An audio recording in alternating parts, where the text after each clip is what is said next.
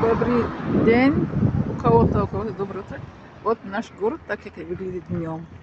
Я всегда вам сделаю это видео, это вечер или под утром.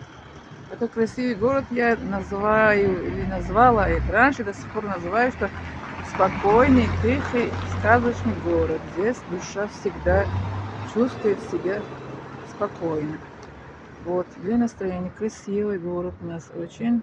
И люди тоже здесь очень веселый, очень спокойный, очень позитивный.